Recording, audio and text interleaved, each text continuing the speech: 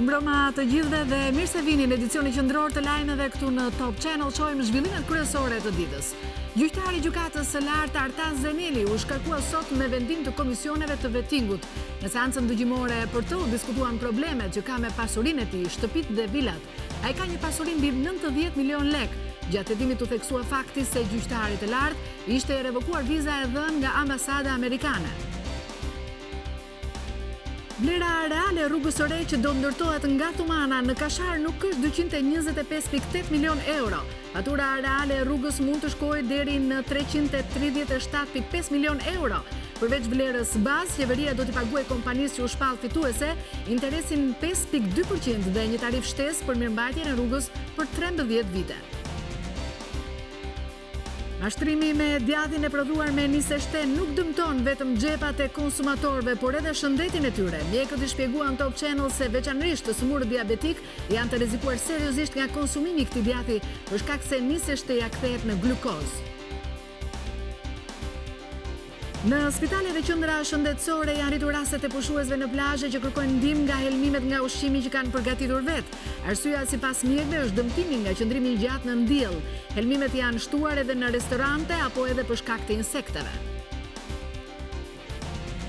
Deri në 20 kilometra në thellësi të tokës poshtë gjirit të Lalzit vazhdojnë goditjet e tërmetit. Deri sot në mesditë janë regjistruar 800 tërmete që nga goditja e fortë para disa ditëve. Sismologët regjistruan edhe tërmetin e një dite më parë me fuqi 4.7 të shkallës Richter, duke përkufizuar atë si të mesëm.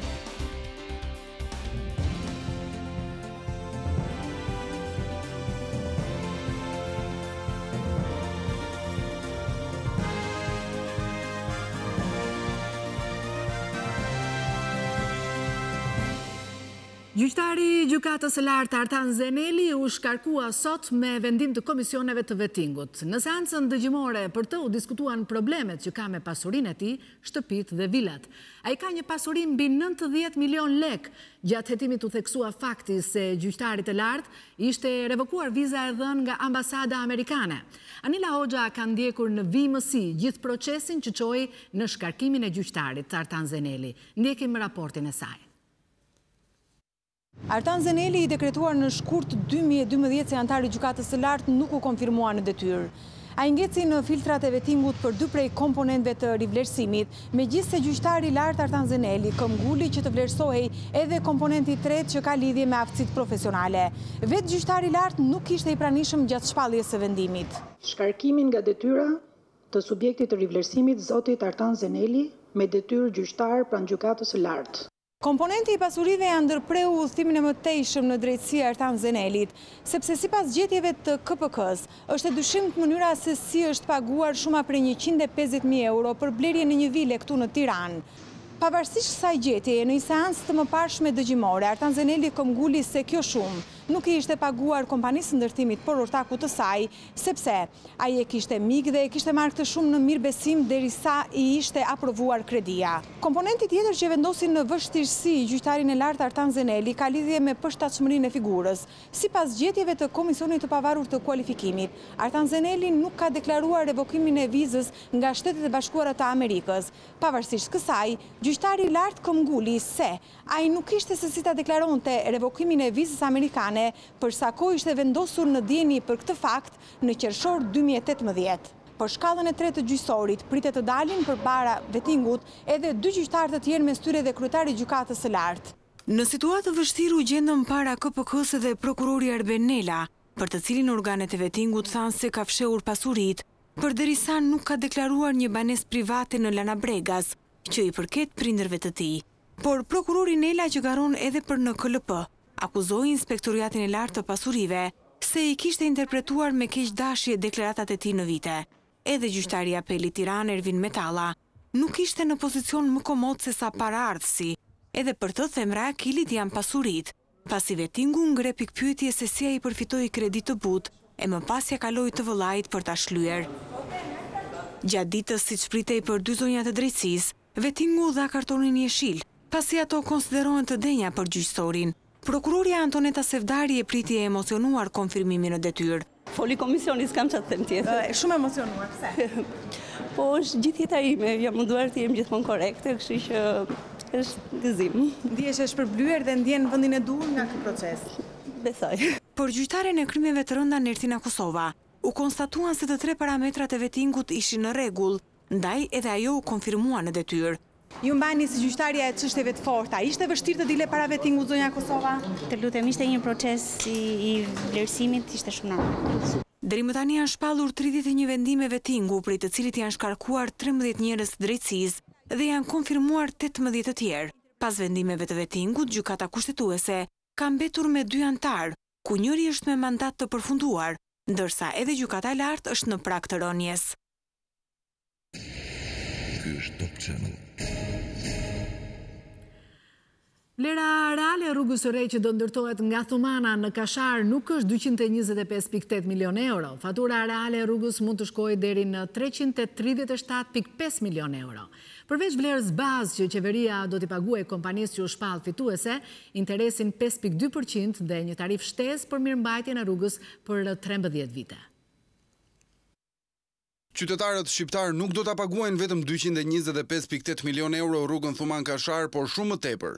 Top Channel publikon shpalljen e kontratës nga Ministria e Infrastrukturës, sipas së cilës fatura e rrugës mund të arrijë deri në 337.5 milion euro, duke përfshirë interesat dhe tarifën shtesë që do i paguhen kompanisë për mirëmbajtjen e rrugës për 13 vjet. Rruga Thuman-Kashar do të ndërtohet me koncesion nga kompania Gener 2. Kjo kompani do ta ndërtojë rrugën me paratë veta e më pas qeveria do e shlyejë me këste për 13 vjet. Vlera prej 225.8 milion euro që e bërë publike në tender është vetëm kostoja e ndërtimit të rrugës. Por me qenë se kjo vepër do të ndërtohet me fondet e vetë kompanisë, përveç vlerës bazë, qeveria do t'i paguajë asaj edhe një interes vjetor prej 5.2%, si dhe një tarif shtesë për mirëmbajtjen e rrugës gjatë 13 viteve të ardhshme.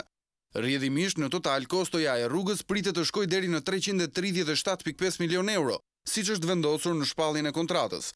Rruga Thuman-Kashar është vetëm 20.8 kilometra e gjatë. Kjo do të thotë se qytetarët shqiptar do të paguajnë 16.2 milion euro për çdo kilometër të kësaj rruge, duke përfshirë interesat dhe mirëmbajtjen për 13 vjet. Burime konfidenciale nga qeveria thonë se vlera finale do të dalë vetëm pas negocimit të kontratës, por sipas tyre nëse përfshihen interesat që pritet të jenë mbi 5%, si dhe tarifa e mirëmbajtjes, atëherë vlera finale do të vërtitet rreth kufirit të parashikuar në shpalljen e kontratës, pra afro 330 milion euro.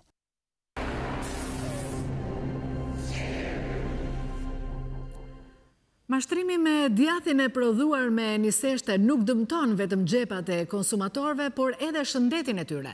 Mjekët i shpjeguan Top Channel se veçanërisht të smurët diabetik janë të rrezikuar seriozisht nga konsumimi i këtij djathi për shkak se niseshtja kthehet në glukozë.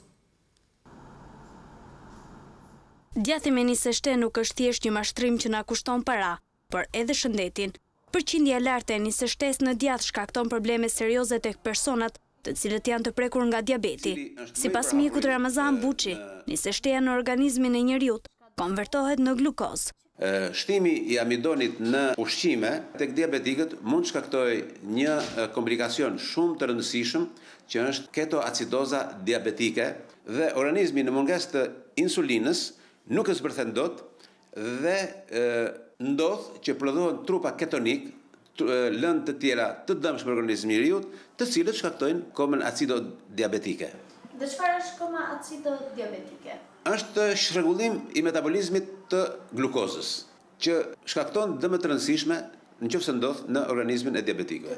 Shkakton deri në komë diabetike, e cila është një gjendje terminale e organizmit dhe nëse ndërhyj pacienti vdes. Djathi me ose pa niseshte. Këtë gjë duhet ta tregoj prodhuesi dhe tregtari që e servir për konsumatorin. Nëse tregtari nuk e bën një gjë të tillë, është autoriteti kombëtar i ushqimit ai që duhet ta detyrojë atë të jetë i sinqert me konsumatorin. Ndërkohë, Top Channel tregoi që çmimi nuk bën diferencë në cilësi, pasi në çdo rast, konsumatori shqiptar niseshten e ha për djath. Rastet më të shpeshta të personave që elmohen nga ushqimet në spital paraqiten nga restorantet. Në Tiranë ndodh që disa persona një herësh pas një dreke apo darke jashtë përfundojnë në spital, ndërsa në këto ditë nxehta janë shtuar rastet nga helmimi me ushqimet që përgatiten vetë e konsumohen në plazh. Gjatë qëndrimit të gjatë në diell ato prishen. Rritja e temperaturave dhe frekuentimi i restoranteve në zona turistike, por jo vetëm, ka shtuar numrin e pacientëve me probleme gastrointestinale në shërbimin infektiv në QSUT. Në urgjencën e infektivit kanë qenë për adult 116 raste, që është një shifër relativisht e rritur, ne presim që të ketë edhe shifra akoma më të larta. Puna e shtuar gjatë sezonit të verës bën që punojësit e restoranteve të mos kujdesen për higjienën pa menduar për pushuesit, gjë të cilën e konfirmojnë edhe mjekët e këtij shërbimi, të cilët jo më larg se të dielën e kaluar janë përballur me një rast të tillë. Mund të vinë nga restorantet ose nga fast foodet. Restorantet të cilët mundet volumi i punës së tyre rritet gjatë periudhës së beharit dhe rrjedhimisht bie cilësia e tyre në aspektin e higjienës. Ka pas raste të tilla që janë me ushqime të konsumuara gjatë periudhës së plazhit në ditën e diel për shembull. Vinë 2-3 persona të cilët kanë konsumuar ushqime të njëjta në restorante të njëjta. Por pushuesit duhet të bëjnë kujdes edhe kur marrin ushqime vete, pasi sipas mjekut Stroni ka patur raste kur janë helmuar edhe me ushqimin e tyre. Pjesë e mirë e tyre janë pushues të cilët shkojnë nëpër plazhe dhe marrin me vete ushqime të konservuara ose ushqime të paketuara nga mëngjesi. Ushqime kanë qëndruar për një kohë të gjatë në diell ose të paruajtura mirë në kushte frigoriferike, gjë që i kanë sjellë më mbrapa këtë lloj problemi, kontaminimin. Mjekët e këtij shërbimi i bëjnë apel qytetarëve që të mos paraqiten menjëherë në urgjencë kur vjen re probleme gastrointestinale, por të bëhen edhe mjek të vetes. Të marrin, të bëjnë një rehidrim, marrjen e lëngjeve me sasi. Zakonisht përdoret trisoli. Në kushte ambulatore kjo mund të realizohet pa problem, por gjendet lehtëshëm në gjithë farmacit. Bën të mundur një shplarje të traktit gastrointestinal dhe në të njëjtën kohë vendosin e këtyre kriprave në mukozën e zorrëve. Me rritjen e temperaturave, mjekët u kërkojnë qytetarëve të bëjnë kujdes me higjienën, qoftë kur konsumojnë një frut apo kur zgjedhin të konsumojnë ushqim në restorante.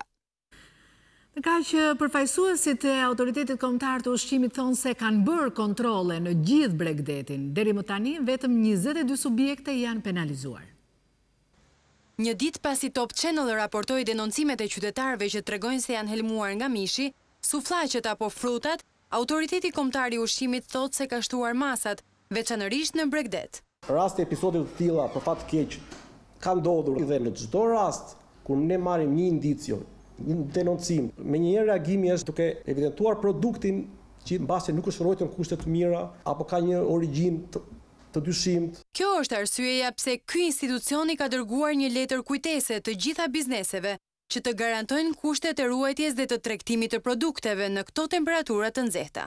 Vetëm gjatë sezonit turistik deri në këtë periudhë kanë kryer 1061 inspektime. Janë marrë dhe 22 masa administrative gjob. Ndër këto janë 3-4 raste kur masa administrative ja adresohet pikërisht tregtimit të produkteve të pasigurta. Jo detyrimisht produkte me ngarkesë mikrobike, por edhe me datë skadence të kaluar, kryesisht njësi tregtimi. Janë marketet, mini marketet, në zonat e plazhit kryesisht janë njësi të vogla tregtimi, markete. Si institucioni përgjigjes për sigurinë ushqimore, Autoriteti Kombëtar i Ushqimit i kërkon konsumatorëve të vlerësojnë maksimalisht etiketat e produkteve.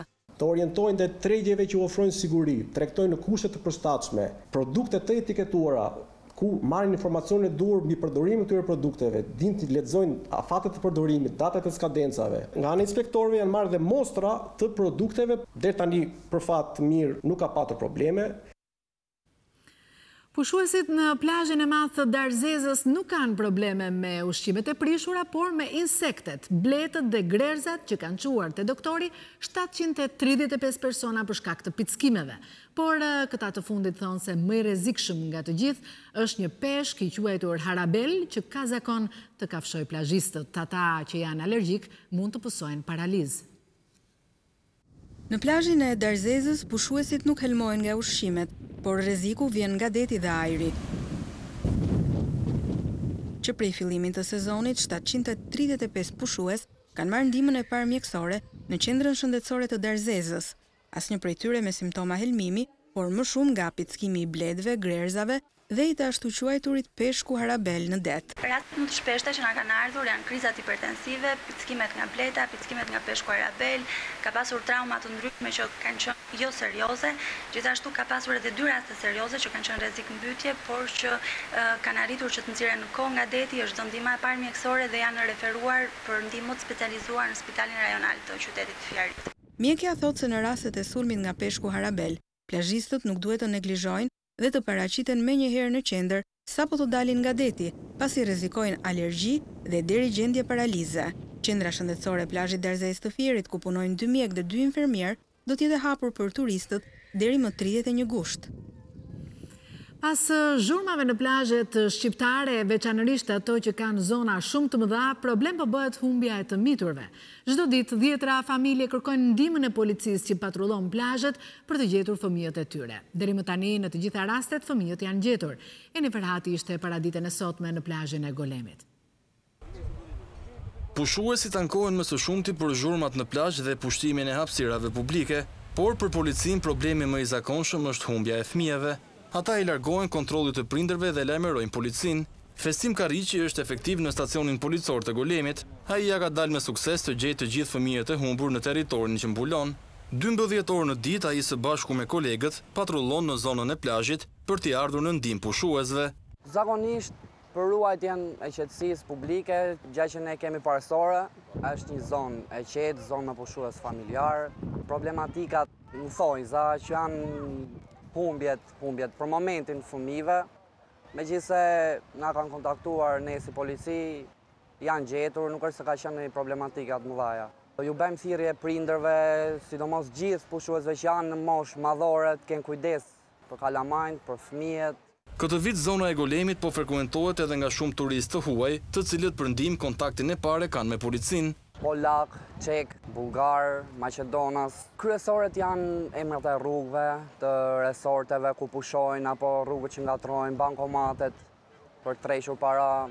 Që për një Korrikut në të gjithë vijën mbretërorët e vendit janë dislokuar 1100 efektiv, të cilët në bazë të planit të masave do të shërbejnë deri në fund të gushtit. Deri në 20 kilometra në thellësi të tokës poshtë gjirit të Lalzit vazhdojnë goditjet e tërmetit. Deri sot në mesditë janë regjistruar 800 tërmete që nga goditja e forte para disa ditëve. Sismologët regjistruan edhe tërmetin e një dite më parë me fuqi 4.7 të shkallës Richter, duke e përkufizuar atë si të mesëm. Tërmetet e një pasnjëshme vazhdojnë të lëkundin Shqipërinë e mesme në këtë sezon veror. Kjo situatë ka shkaktuar frikë tek njerëzit, por sismologët shprehen se nuk ka vend për panik. Epicentri i tërmetit dieshëm ishte rreth 11 kilometra në veri lindje të Peqinit. Ai datës 4 ishte 5.1, kurse ky është 4.7. Kjo diferencë magnitudë tregon një diferencë në energjinë e rrezatuar, pra nuk është se ka qenë më i rrezikshëm se ai i pari. Por sa normale është kjo vazhdimsi lëkundjesh sismike? Shpeshtësia e këtyre tërmeteve është më e madhe në raport me ato që kanë magnitudë më të madhe. Pra ka një rregullsi, një lishmëri që sa më e vogël të jetë magnituda, aq më shpesh i presim. Tërmeti i dieshëm me epicentër në Peqin ishte izoluar, pa lëkundje të tjera pasuese, ndryshe nga tërmeti në gjirin e Lalzit 2 javë më parë. Që nga i moment edhe deri tani që po flasim janë regjistruar dhe vazhdojnë të regjistrohen sepse vazhdon aktiviteti, po me një intensitet shumë të ulët dhe në frekuencë dhe në magnitudë janë regjistruar rreth 820 ngjarje. Tërmetet janë të paparashikueshme dhe nuk mund të themi ja do të vijojnë, por duke qenë se Shqipëria është vend aktiv në aspektin tektonik, tregon sismologu, mund të aktivizohen zona të tjera në vend.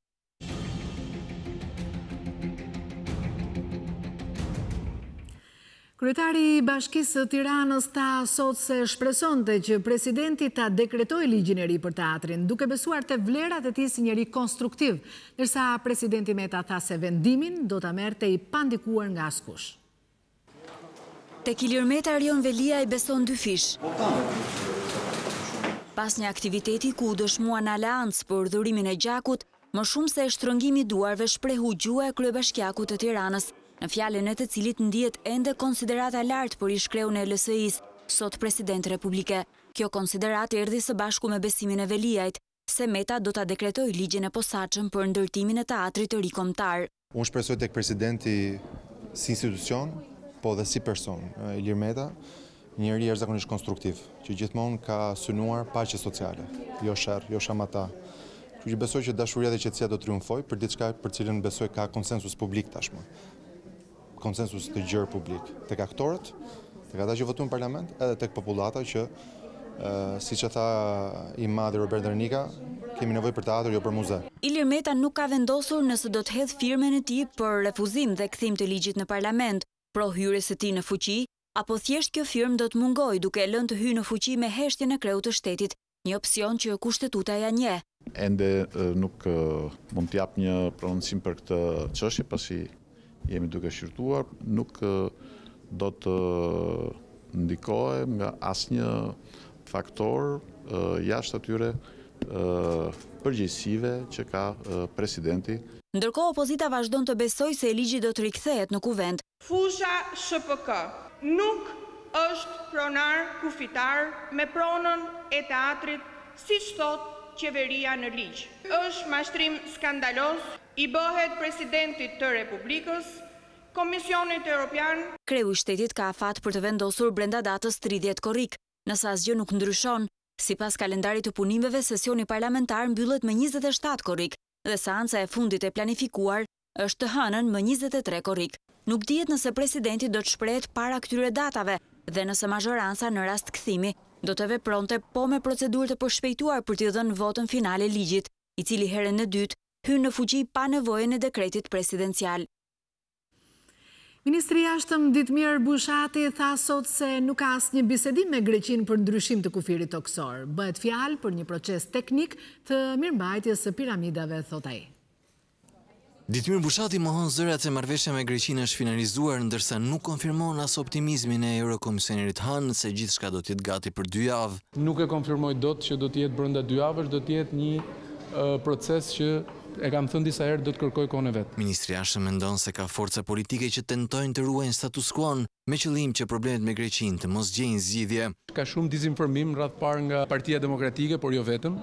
Ka një tentativë do të thoya të orkestruar për ta mbajtur këtë marrëdhënie në presion dhe për të mos çliruar energjitë pozitive. Ministri mohoi akuzat që vijnë nga opozita për sa i përket ndryshimit të kufirit toksor me Greqinë, duke pohuar se bëhet fjalë për një proces teknik që ka të bëjë me mirëmbajtjen e piramidave.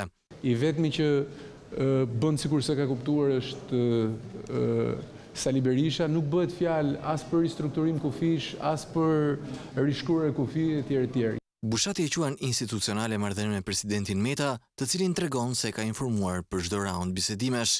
Nuk ka asnjë arsye për protagonizëm apo për bllokim për sa i përket këtij procesi ku ne të gjithë duhet ta konsiderojmë veten pjesë një ekipi. Këto deklarata Bushati i bëri në përfundim të raportimit në Komisionin e Jashtëm të Parlamentit në lidhje me çështjen e negociatave me Bashkimin Evropian, ku opozita i kërkoi dorëheqjen. Kjo ëndër që ne kemi u ngadalsua në rrugën e integrimit evropian. A nuk ka ardhur momenti të largoheni, të dorëheqjen? Se fiksova dhe më pëlqeu shumë kjo ëndra që ngadalsohet, do të ishte një stil prej rilindasi në Partinë Demokratike. Faleminderit. Presidentja e Kroacisë Kolinda Kitarović nisi vizitën 2 ditore në Shqipëri. Në takimin me homologun Meta, ajo tha se Zagrebi mbështet integrimin e Shqipërisë në Bashkimin Evropian dhe se Ballkanin preferon ta quajë Europa Juglindore.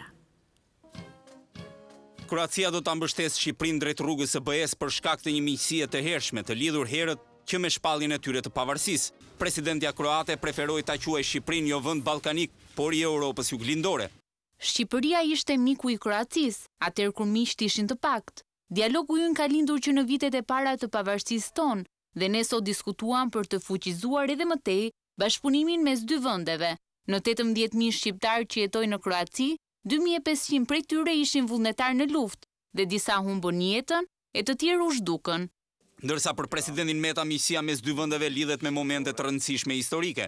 Marrëdhëniet midis 2 vendeve tona janë mëse të shkëlqyera. Në themel të tyre qëndron miqësia shumë shekullore midis 2 popujve dhe kombëve tanë dhe lidhjet e forta historike.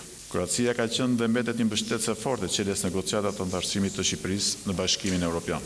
Në konferencë për shtyp të 2 presidentëve, çështja e ndotjes së detit Adriatik zuri një vend të veçantë pas interesimit të gazetarëve kroat. Të 2 krerët e shteteve kërkuan angazhim të palëve në këtë çështje. Presidenti Meta, i njohur edhe si tifoz futbolli, uroi për arritje në finale të botrorit Kroacin. Po kush është presidentja e Kroacisë Kolinda Grabar-Kitarović? Ajo bë shumë e famshme si tifozja më e veçantë në botror me bluzën me flamurin e Kroacisë. Por politikania e cila u gjet si shpëtim për partitë kroate të tronditura nga skandalet, ndodhet para dilemës të rikandiduar për një mandat